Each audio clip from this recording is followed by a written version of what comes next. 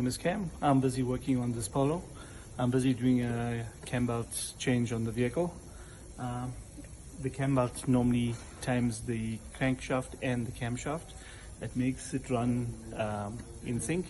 If the timing is off, or if the camshaft is not aligned correctly, then the timing will be out. The vehicle will be misfiring. So we have to change it, make sure that everything is set before we actually do the cam belt. This is the cam belt kit.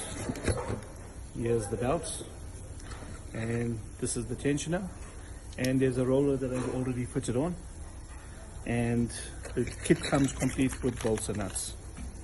Okay, as per VW, the cam belt must be changed every 90,000 or 5 years, and yeah, if the cam belt has to snap, it'll bend valves. It'll cause a lot of problems in the engine. It can damage the pistons as well.